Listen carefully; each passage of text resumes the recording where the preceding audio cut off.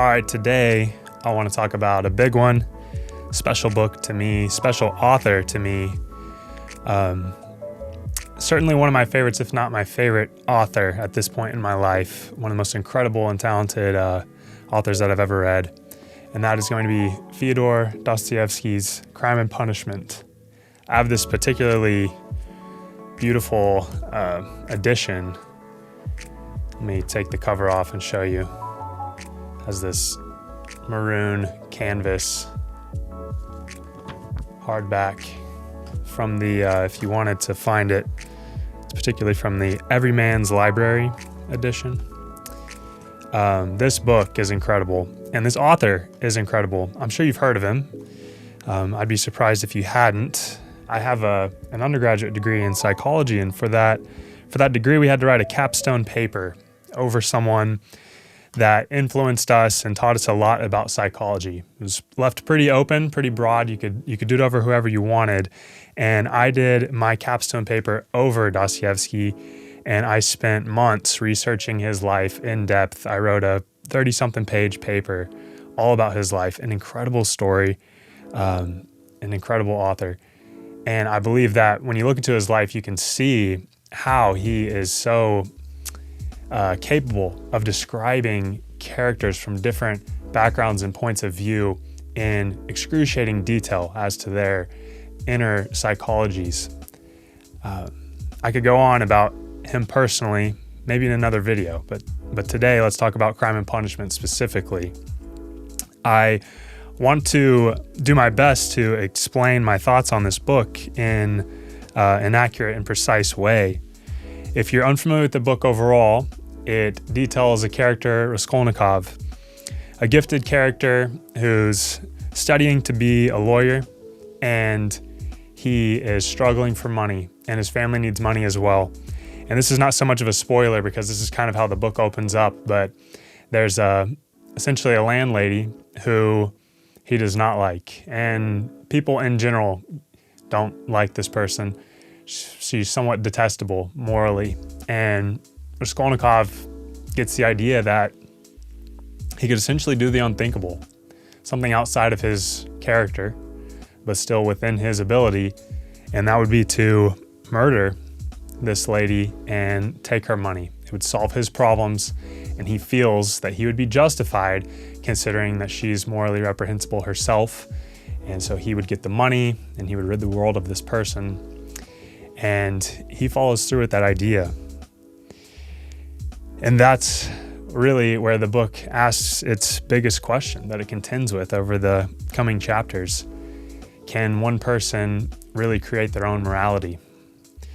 Now, this harkens to themes and questions that are struggled with in Nietzsche's work.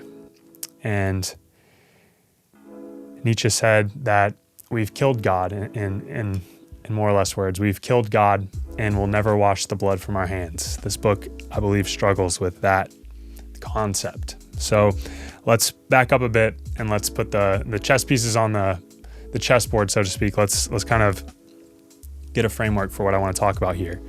And going forward, I'm going to talk about the contents of the book. And so if you haven't read it and you don't want spoilers, then of course, this is one of those books I feel like everyone should read. Of course, read it.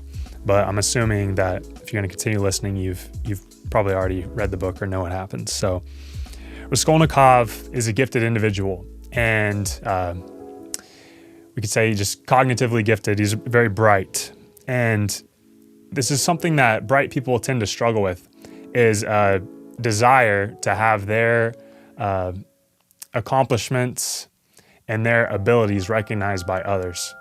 And particularly in our Western culture, individualistic culture, where children are brought up being told that they're special and unique and smart, you could see how that would add into this paradigm where you have a gifted individual who feels that they're smart and special and unique and is looking for others to recognize that within themselves. And when that doesn't happen, when there's a disjunction there and they don't feel that others are recognizing them for their abilities and their own perception of their own abilities, then there's a bit of vitriol that can be created out of that. There could be some frustration. And that happens to some degree with most people, particularly people who are high achieving. They're looking for others to recognize their abilities. And Raskolnikov is no different. He feels that he is slighted by his hand in the world, by the hand that he's been dealt. He feels that he is smart enough to perhaps decide upon his own morals. He thinks that other people follow this moral law that the average person follows simply based on their inability to see beyond that.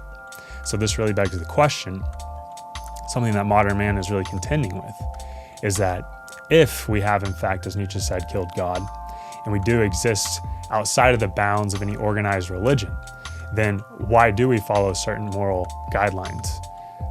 Why do we do that? Is it simply because we're afraid to break the rules as defined by other people?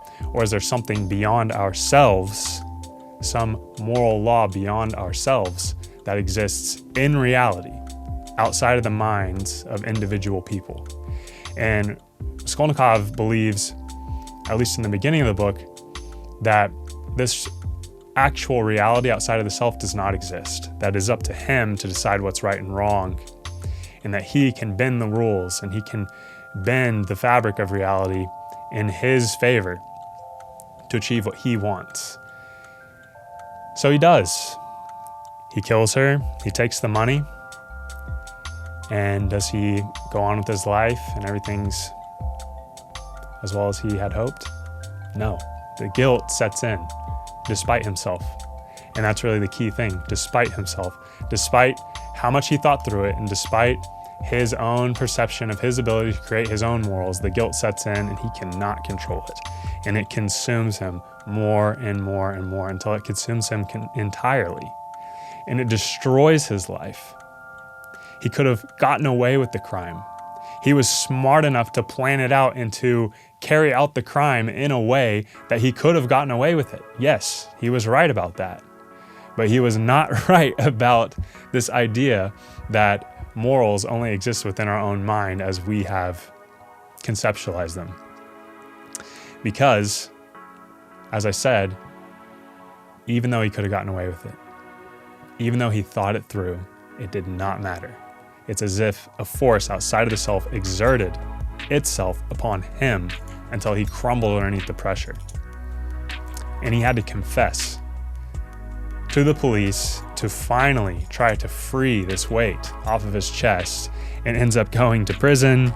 And the book, in the most incredible way, narrates the idea that despite our increasing intelligence and our scientific discoveries, and this notion that we no longer need a God or need religion to understand our position in this world, we still have to contend with the idea that there is a morality and there is a purpose beyond oneself and beyond others, which is to suggest that it exists despite the existence of people, that there's something more to this existence beyond what we can comprehend, and we find ourselves existing embedded within that meshwork that pre-exists us, so to speak.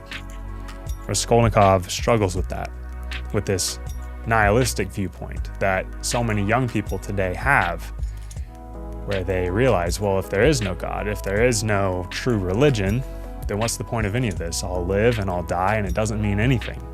But this is a very adolescent viewpoint, this nihilistic viewpoint. This is the viewpoint of someone who has not experienced enough life yet to understand that reality exists beyond the self. Raskolnikov himself, in the beginning of the book, is a young man, a young, intelligent man, and he's struggling with these nihilistic ideas. He leans into it, and it burns him badly. And we see that with many of our youth today. They lean into it sometimes, and it burns them. And some of them are able to turn their life around and realize their misperceptions, and others are consumed by it. And some of the most tragic stories and events that we have in our society, I believe, lay at the feet of that darkness of nihilism. There's also this idea that Raskolnikov is confronted with his Jungian shadow, this darker part of himself that is beyond what he is comfortable seeing in the mirror. Yet it's still a part of himself just as much as anything else.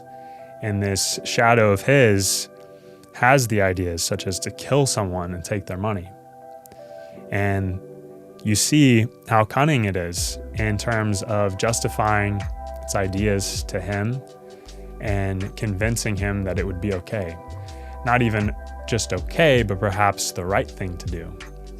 And we all, whether we realize it or not, struggle with our shadows on a daily basis. It's important that we're able to recognize the shadow, because then we're in a much better position to understand its wants and desires and to negotiate with it in a way that allows us to keep from transgressing on our own moral values. Those who try to convince themselves that they do not have a shadow are all the more dangerous, because they in fact do. And if they don't even realize it consciously, then how are they to avoid acting upon its wishes and desires? So when you have an author like Fyodor Dostoevsky, you realize that some fiction is realer than real, so to speak, more real than nonfiction. His ability is genius in terms of the way that he is able to describe the souls, I would say, of characters from different backgrounds, vastly different viewpoints.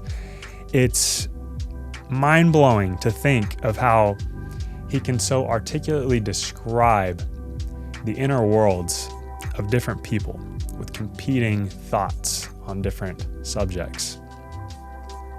And Crime and Punishment is no different in that regard.